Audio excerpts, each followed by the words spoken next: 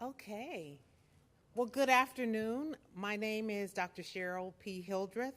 I'm the proud superintendent of the Washington Unified School District in West Sacramento, and I'm thrilled to welcome you to this momentous occasion as we gather here at the Bright Career and College Training Campus. It is with great honor that we host California Governor Gavin Newsom, First Partner Jennifer Siebel Newsom, and our many distinguished guests in the audience. Today's visit spotlights a vital component of our educational landscape, career technical education pathways. And I want to share with you a few brief highlights of how Washington Unified fosters an environment that nurtures curiosity, creativity, and critical thinking by merging classroom learning and real-world application. Through River City High School, we offer 11 pathways in 8 different industry sectors, equipping students with practical skills and a competitive edge for successful employment and life after graduation. Today, we join students in the commercial and residential construction, culinary arts, and agricultural science pathways. Additionally, this location is home to our Middle College High School program, where students are on fast track to graduate with 30 to 60 transferable college units and multiple associate AA degrees. More importantly, what you see here is that our students are not just passive recipients of information, they are active participants in their own growth. On behalf of the Washington Unified School Board and myself, I thank you for the opportunity to showcase our program. And with that, I will turn it over to our next speaker, Mr. Doug Knepp.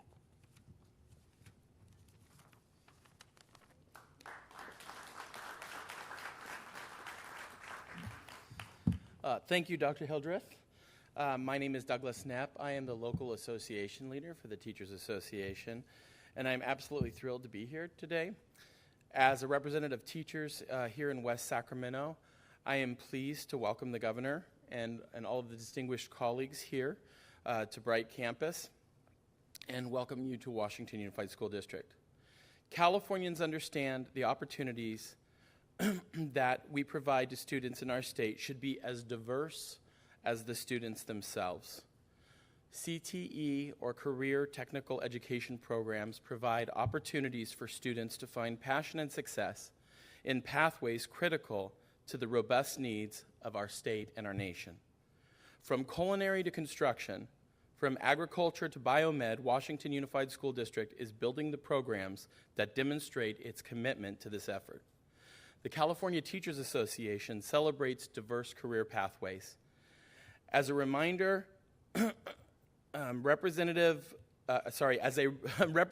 of both the California Teachers Association and the outstanding students and teachers here in West Sacramento, I want to extend a warm welcome to the governor and the other distinguished colleagues in the room, and understand that the governor is a champion of education, public education in all matters. We are thrilled with his commitment to the high-quality education that we are seeing develop in the state. Thank you. I'd like to introduce President Michael Drake, University of California.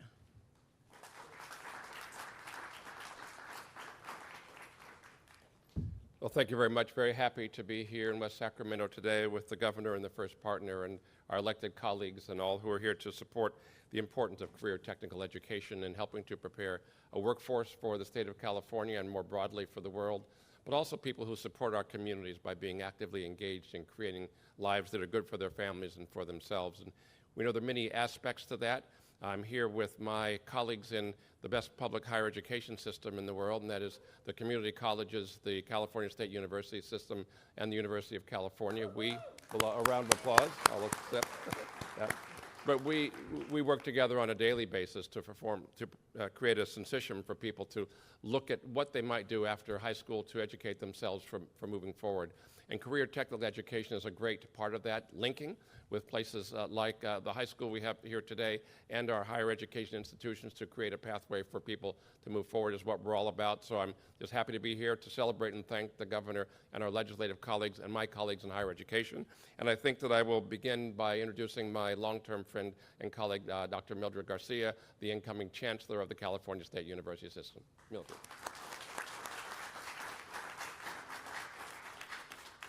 Good afternoon, buenas tardes. Thank you very much, Governor Newsom, and all this distinguished guests. It's my first appearance as the Chancellor-elect of the CSU. What an honor it is to be here with you today. I am so pleased to partner with Governor Newsom in support of growing our state's diverse and educated workforce and enhancing the career technical education pipeline. The governor has a clear vision of a seamless pipeline that includes K-12 partners, my community college partners, my UC partners, and employers, labor, to perfectly align what CSU is doing ongoing across the state. And we're going to break down those silos and work together. And I am excited to begin my tenure as a CSU Chancellor on October 1st. And I pledge to deepen the CSU's relationship with everyone here today and the constituencies that we all represent. You know, as we improve our career pipelines, we must not forget that we have to improve the equity gaps across our state and educational sectors, and we're going to work on that together.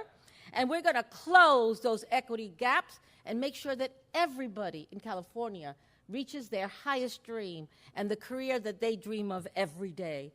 I today had a meeting on Zoom with Secretary Cardona, who is talking about the very same thing.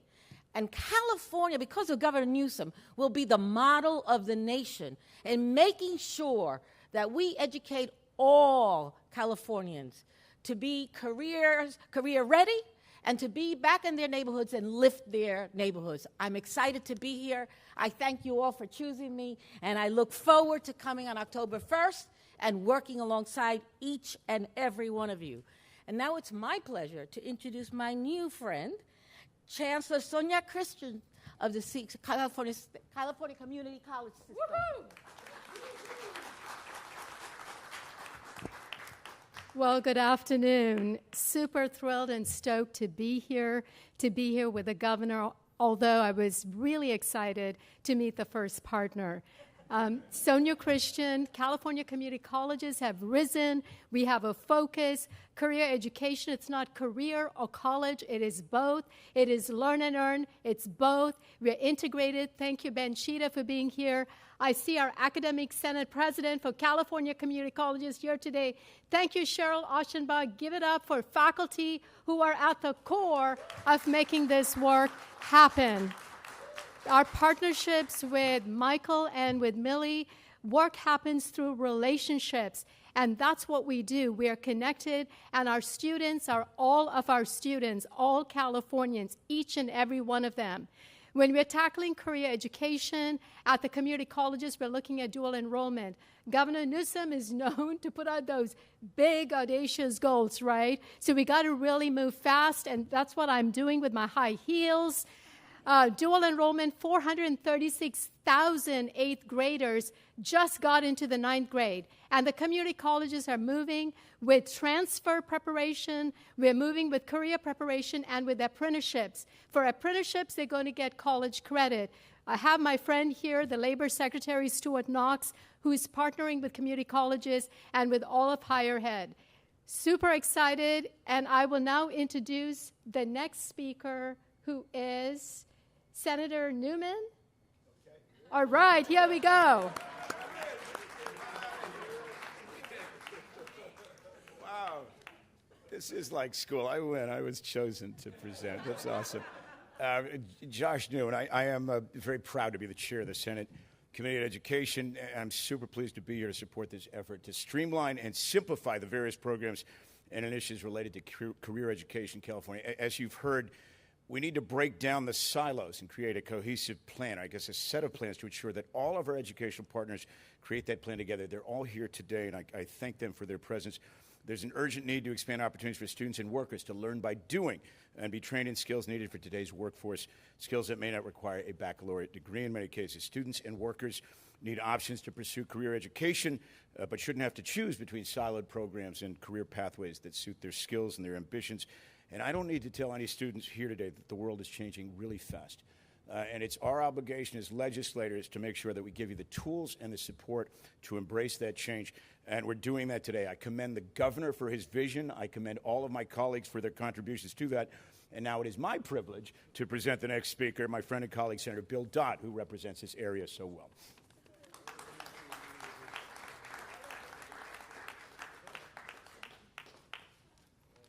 Well, thank you very much. It's great to be here today on this exciting day. I want to thank the first partner and governor for their continued leadership and convening this discussion. They've both been tireless advocates for education at all levels. We want to build a vibrant, sustainable state that we can be proud of for the next generation inheriting. And strengthening career pathways is absolutely amazing. It's foundational, as our great governor always says, and that is the goal. This is about helping our students get meaningful jobs where they can earn a wage that allows them to thrive, and it's about degree and non-degree pathways. Having people learn practical hands-on skills that our businesses need will ensure they're successful and fuel our 21st century economy. California is being proactive, creating these pathways, providing opportunities, and advancing equity. I'm proud to share the stage as we shed the light on this critical work. And now I'd like to introduce my partner in this great district, in this great community of West Sacramento, Assemblymember Cecilia Aguirre-Curry.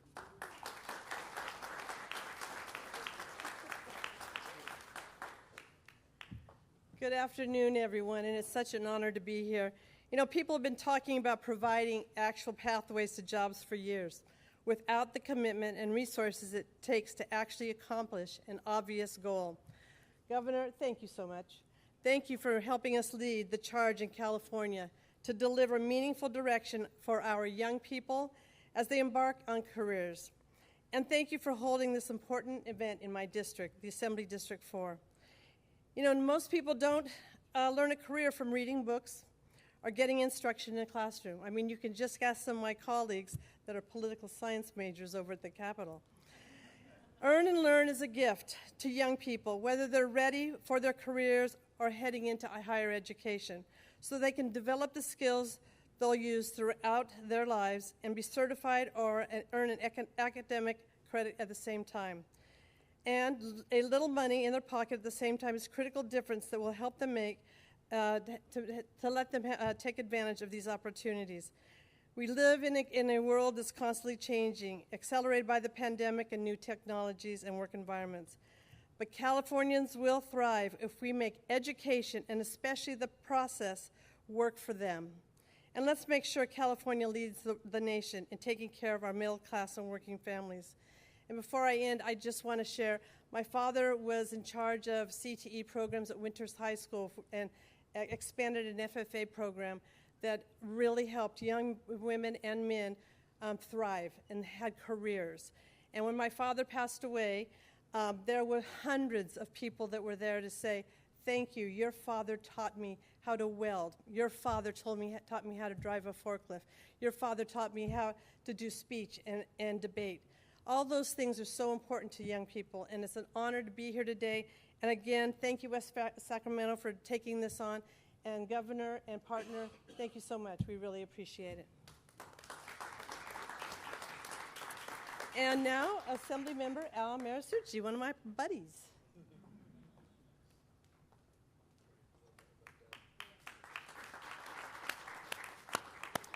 Well, thank you very much. My name is Al Marisucci, and I have the privilege of serving as the chair of the Assembly Education Committee. And this is such an exciting day because the governor has decided to champion career technical education. And I've been passionate about CTE for many years. I used to serve on the board of a wonderful program in Southern California, the Southern California Regional Occupational Center. And I know how CTE programs changes lives as well as prepare our kids for our future workforce. And so it's so exciting to not only join all of my colleagues here, but to especially, see the governor, convening all of our education leaders, the leaders of our world's greatest public higher education system, our California community colleges, our Cal State University, and our University of California. Of course, having our state superintendent of public instruction here, Tony Thurmond, and yeah, let's give it up for Tony. And of course, our partners, our stakeholders with the Department of Rehabilitation, with the Labor Department, with, bringing together everyone to make sure that no one is left behind. Thank you, Governor, for your leadership. I look forward to working with everyone, and it is my privilege to introduce a true champion for California's youth, first partner, Jennifer Siebel Newsom.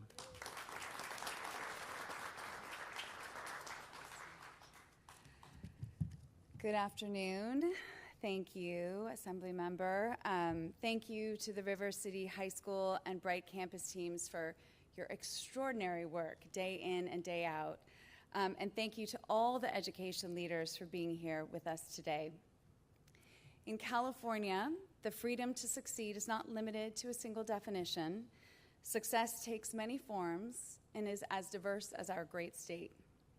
The pathway to a future of one's choosing starts early, with our schools providing 2 free meals a day so children are well-fed and ready to learn. It also includes TK and before, after, and summer school programs that extend learning opportunities and alleviate financial stress for families. The pathway further continues with access to accurate history, STEAM education, and books that expand children's minds and future possibilities, giving them the space and opportunity to grow, learn, and thrive. We've seen it here today at River City High and their Bright College and Career Training campus, where students are able to explore while receiving valuable knowledge and tangible skills as they prepare for their future beyond high school. Recently, I witnessed firsthand California's dual investments in its students and equitable career pathways at a visit to the Culinary Institute of America in Napa. There I had the opportunity to cook alongside dozens of school food service workers while they received chef-level training to begin preparing scratch-cooked meals for California students using produce that was sourced directly from local farms. This training was made possible by the governor and the legislature's investments in California's Farm to School program, particularly our kitchen infrastructure and training program that is transforming school food by ensuring it can be fresh and locally sourced, all while providing school food service workers the skills and training that they need to excel professionally. And that's really what today is all about. That is California's family agenda.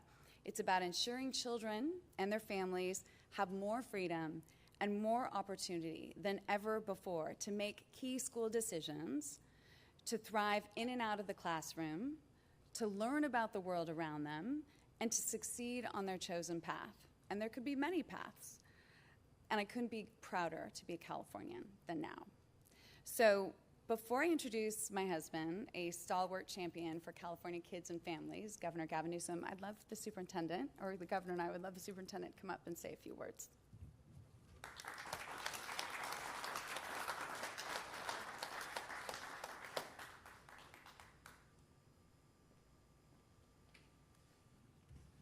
Good afternoon. Thank you, Madam First Partner, for your advocacy for our young people and for closing the pay equity gap. Thank you, Governor, for this executive order, for doubling down on a great program that we offer in the state of California. Some $900 million flow through our 1,000 school districts to support career technical education and to support our pathways.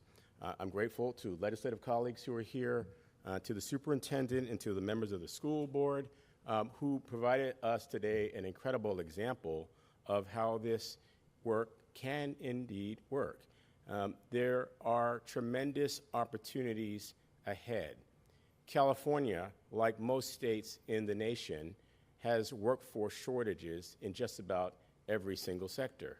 And so this presents the opportunity for us to use our pathway programs to propel our students into that workforce. And yes, we hope that they become teachers in California. If you thread together the conversations about preparation and for the future, the institutions of higher education that are here today are helping to prepare more teachers and classified staff for our classrooms.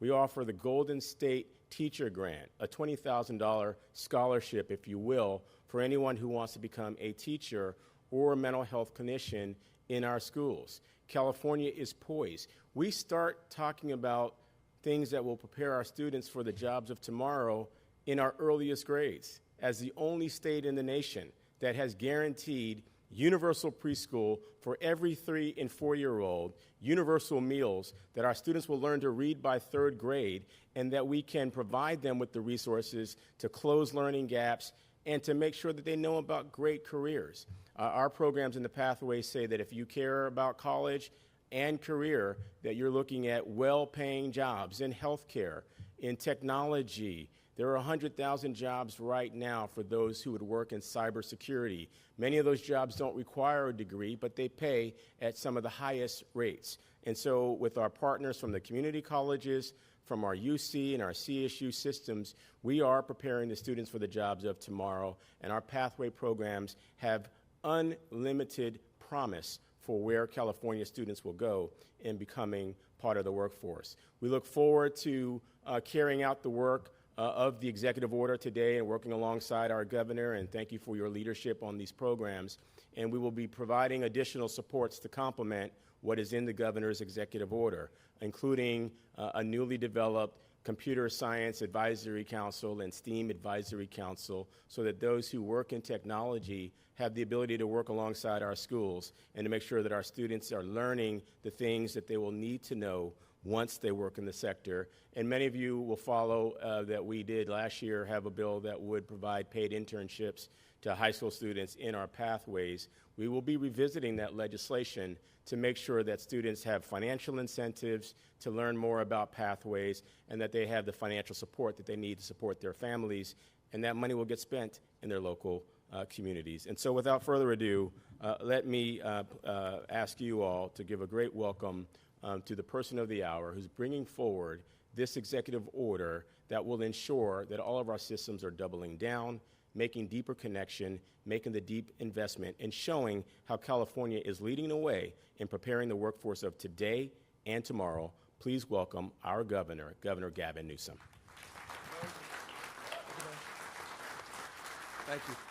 Thank you, Mr. Superintendent. Thank you, all of you, for being here. Also, thank you all for being so brief in your comments. A lot of folks here were deserving of being here, and we wanted them all to share a few words with each and every one of you. Look, a few weeks ago, and I appreciate the superintendent and Jen making some references. A few weeks ago, we were here in the area talking about our nation-leading efforts to transform public education as we know it. Today, we're extending that narrative around the alignment, the compacts, the roadmaps that we've connected pre-K, not just to 16, but through our higher education system, second to none, only reinforced, by the way, in the new broader rankings that just came out that were inclusive of the values we hold dear in California, where we simply dominate the rest of the country in terms of the quality of higher education. Our community colleges, CSUs, and UCs simply have no peers. So I'm proud to be here today in that stead, in that light, to look at alignment and to highlight and illuminate some of the efforts the state has been making. And I say has been making because a lot of these, I think, are not understood or even appreciated. And I say that even by myself at times. We're in a rush each and every year, each and every legislative session through the budget of producing ideas and advancing initiatives, but we don't often pause and reflect on some of the progress, and nor have we paused and reflect on some of the disconnections as it relates to the broader narrative that we have to string together, which we want to solve for here today in this executive order. But I want to compliment the senators that are here and the assembly members that are here for their extraordinary commitment to this cause, not just in terms of their respective roles of leadership in their formal capacity in the Assembly and Senate, but as leaders that have identified resources, unprecedented resources, to advance those efforts. California is investing billions and billions of dollars to advance the cause that unites us. We're not here to promote necessarily new resources. We're talking about being more resourceful and bringing everybody together and aligning our efforts to produce the intended results. Let me give you specifics.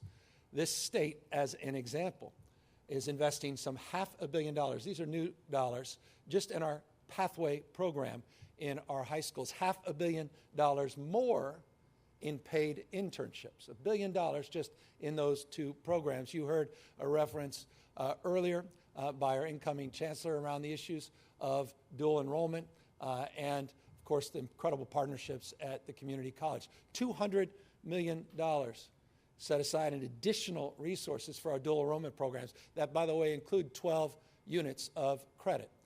Programs that are novel and in many ways unique to the state. Our innovation fund that we created for youth, an additional $200 million for pre-apprenticeship programs for our high school youth.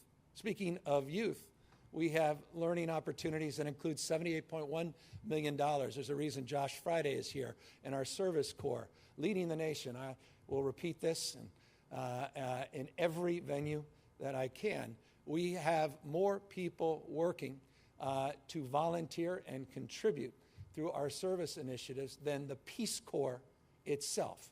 Just this state alone has a larger cohort than the United States of America in this effort to get our kids committed to one another and to community service. $78.1 million just in the Youth Job Corps program. There's a reason I'm mentioning all of these dangling things, because it goes to, again, the executive order that I'm about to sign. There are many other component parts of what we're doing. That includes, by the way, some $600 million the legislature approved just on the issue of regionalization and workforce development, and aligning strategies and novel approaches to target regions that are underserved in the state. We have a program specifically, $600 million program, that is an economic resilience fund. But it's out here as the pathway programs is out here, as the pre-apprenticeship program is over here, as the Jobs Corps program is down here. $250 million more for the K through 16 collaboratives, which are over there. That's additional resources that we've set aside. $2.9 billion, you've written about this, $2.9 billion, that was referenced a little bit in the superintendent's comments. $2.9 billion we've set aside to support the professional development, the retention and recruitment of teachers in an education workforce. $1.7 billion just in health care, in addition, will support, again, over there. All of these remarkable things happening, tens of billions of dollars, tens of billions invested in the last few years, 12 different agencies, but not a cohesive connective tissue, not a compelling narrative that drives a vision and drives a focus forward. Unbelievable work that's being done every single day. Unprecedented historic investments that will put up against any state in the nation, a commitment to the middle class and blue-collar workers, commitment to folks without college degrees, including, by the way, and you may be wondering, some folks have come to me and say, well, why hasn't California joined the effort of other states to say you can get a state job without having to have a degree from an institution of higher learning? I said, well, we don't have to join them. They joined us. We've been doing that for decades. Well over half the job classifications in the state of California don't require a bachelor degree. In fact, just in the last few years, we've scrubbed 170 additional job classifications, and we've scrubbed them, or we scrubbed off the requirement for a degree from an institution of higher learning in order to create more pathways and opportunities for folks across the spectrum. And so it is in that spirit, again, a few weeks ago, talking about pre-K for all, talking about free meals, talking about the unprecedented investments, as you heard from my wife, on after school and summer school for all, reimagining the school day, 9-hour school days, community schools, $4.1 billion, all the work we have done in that space. Now we need to do more in this space, and I couldn't be more proud of this particular opportunity to be here, where they're making real what we're promoting and promising. To see these young children, these kids, I say children, I've got 4 young kids, I guess they're children, they'll always be our children, but for a lot of young kids outside that were inspired by the opportunity to talk about hands-on learning and the practical application. It's not just an intellectual exercise, and the fact that they already are imagining their future in a way they never would, except for the commitment that has been made here at this remarkable institution that is well established going back just the culinary component in 2014. And so success leaves clues. And we're here to listen. We were here to learn. We had a nice roundtable that included another president who couldn't be with us but zoomed in. That's the leader of our education system, along with our superintendent, Linda Darling Hammond, who joined us in a roundtable as well. So look, gratitude is the call of the day. Appreciation for the incredible leadership, particularly from members of the Assembly and Senate that are here, and appreciation for those that are committing themselves to advance this cause in closing by October 1st of 2024. The executive order I'm signing requires a master plan, not for higher education, a master plan for career education here in the state of California. It includes not just those that are present and made presentations here today. It includes business leaders, labor leaders. It includes community leaders. It includes folks that have been out there in the trenches doing all of the hard work. There are component parts of this executive order that require progress reports.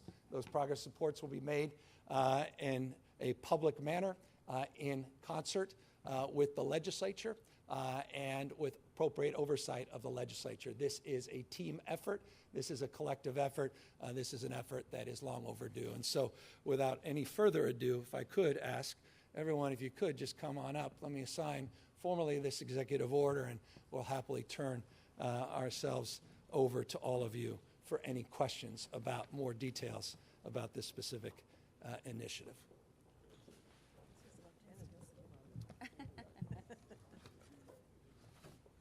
Are we all here?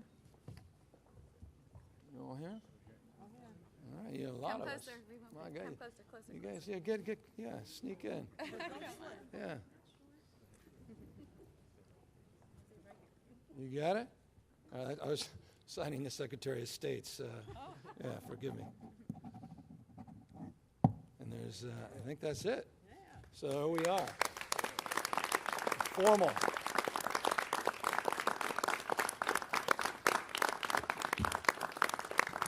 Since the superintendent is one of the members, I'm handing it to you. Now you got to get to work, buddy. Yeah.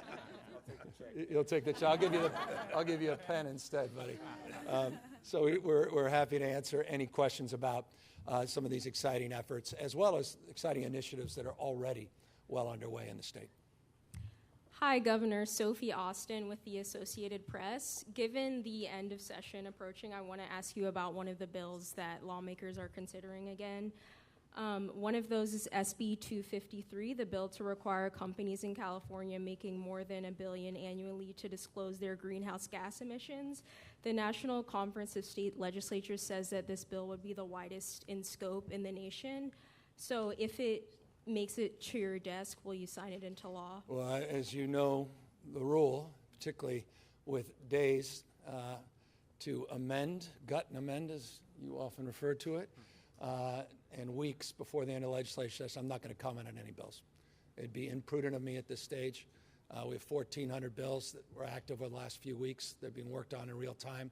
Bills are changing in real time dramatically, and as is past practice, we'll wait to see what lands on my desk before I answer any of those specific questions. Signed, if it came to your desk as it is now, would you sign it into law? There were 2,600 plus bills.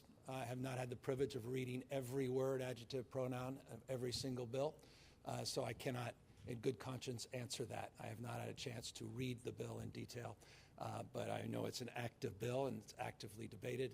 I'm familiar with the bill, and look forward to the robust discussion in both houses. And if it lands on my desk, we will spend the month, which is September 14th to October 14th, to review all of the bills, to listen to stakeholders, and make a determination. Hi, Lindsay Holden from the Sacramento Bee. Governor, an NBC News story from earlier this week said advisors from President Biden and Vice President Harris see your potential debate with Governor DeSantis unfavorably.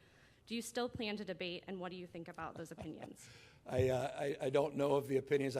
We had a call from the White House saying that does not reflect our point of view, so we'll leave it at that. Do you still plan to debate Governor DeSantis? We'll see. It's a very public submission of debate parameters, and we'll see if it lands. If it doesn't. If it does, it does. Hi, Blake Jones with Politico. I'm wondering, a lot of people and groups within the education community have been seeking a school bond. I want to measure. hug you for asking about something related to education. That's my job. But anyway, of course, but it's off topic, so I may not fully. Maybe a brief hug. Let me see. Yeah, a little off topic. Maybe not to some of your colleagues behind you, but yeah, some folks in the education community have been seeking a school bond measure on the 2024 ballot. I know that you also have competing priorities, including MHSA funding and climate funding, and I'm wondering where your head is at right now on including education. Well, we're working actively with the legislature to find a way to land that and to get that on the ballot. And currently looks like November, but it's a dynamic process, as you know, and I appreciate you referencing the other, not competing, but complementary, but potentially ultimately competing in terms of the aggregate number of where we land with many of the different priorities and bonds that are being proposed. But this is a top priority. We're mindful that the previous bond has exhausted itself and those appropriations have been spent, or at least the dollars will shortly be spent. And so the need to do something in this space is very real. So just to be clear, is your intent to get some form of education bond on one of the ballots? And also I know one of the versions would have the four-year institutions included and one wouldn't. And part of the dynamic, part of the negotiation, as you are familiar, a few years back there was a bond that was on the ballot. I think it was Prop 13, unfortunately. And it fell short. It did have, it was inclusive of institutions of higher learning. I think there's some lessons learned on that, and lessons as it relates to that electric, that bond, and those all being considered and reviewed in real time. Let me assure you, real time as it relates to your question. So we haven't landed on a collaborative commitment yet, but I'm confident we will very shortly. Hi, Governor. You miss 100% of the shots you don't take. So here I go There on we are, another. Wayne Gwetsky. Thank you. So on the topic of workforce development, preparing for the next phase of labor in California, the Assembly Insurance Committee just passed a measure that would allow workers on strike to collect unemployment benefits. Let me phrase this in a way, what factors are you considering as you may potentially evaluate that bill if it comes to I haven't had the chance to consider the factors that I would consider. So like many of the bills that are being debated, I'll consider that along the same parameters of my previous answer. And on this particular effort, in conjunction with what you've announced today, with the state jobs that could have a reevaluation of what requires college degrees, do you have a set? And I know you had a couple numbers. Half the jobs already don't require them, but does your administration know potentially how much more? Yeah, we've been, and I thank you for that question. That's why I referenced the 170 class. It's actually 169 to be exact job classifications that we've actively, just since I've been in office, we've been vetting and pursuing for reconsideration. So that's an active and dynamic process that will continue. We want to continue to create more opportunities. Let me be even more specific. We have 40 departments that are holding a job fair on October 3rd. And specifically, the job fair is targeted for those that don't have degrees. And so we are proactively engaging in highlighting an awareness campaign around these principles that, again, have been well established in this state that continue to be dynamic. By the way, the executive order includes a component part of continuing to accelerate that effort of review. Includes, by the way, as I have you, also consideration of something that is important, and that is an online portal for all of these disparate investments, and includes a third component that you may find interesting, and all of us here, I think, may find intriguing as well as we all collectively work on it. And that's the idea of looking at your academic record differently, not just grades, but looking at your academic record in terms of what else you bring to the market. And that is also a component part of this executive order. This notion of a career passport, this notion of looking more broadly. And I say that as someone that didn't get very good grades. Doesn't necessarily hold you back. It didn't say much about the market or my marketability or my fate and future. And I think it's important that we open up that discussion as well. And that's a component part that I hope is novel in your mind, certainly is from our perspective, and potentially enlivening. And finally, just because it's important to highlight, we started something a few years ago, superintendent's very mindful of this, called the Cradle to Career Data Initiative. I think it's unique in the country now. We have people traveling the country looking at what we have done. It's around longitudinal framework. And we're about 70% there, almost fully implemented. And this also will provide us remarkable insight, transparency, and data that will also aid these larger efforts and is part of the architecture of what we're scaling in the executive order as well. Devin Truby with ABC 10. Student loan interest payments and student loan payments start up again. How is today's announcement part of making education more affordable in California, and any figures to share on how this will help students with education and also accessibility to different demographics? Love that. I think in the third page of the executive order, you'll see reference some of the work we've done to lower the cost of full attendance. So often we talk about the sticker price, which we're very proud of. I mean, few jurisdictions anywhere in the world are more competitive in terms of affordability and accessibility, as our institutions of higher learning, as you know, the waiver years ago, I think we did in 2019 together as it relates to community college, just on the sticker prices. We're obviously at CSU, UC, I think it's 55 and 60% of all of those that attend those universities, we fully offset the costs of tuition. But the bigger cost is the cost that is absorbed as a point of deep stress and anxiety in some of that debt, and that's issues of housing, issues of food, transportation, and the like. $4 billion, you'll see on page 3, I believe, of the executive order. $4 billion this legislature has set aside for student housing. It's unprecedented. We've never done something at this scale. $116 million just for free open textbooks. The textbook racket has to come to an end. It's usurious. It's one of those indelible things I still can't forget. At Santa Clara University was the costs of going to the Santa Clara bookstore and walking out with old used books that I was compelled to buy for outrageous amounts of money.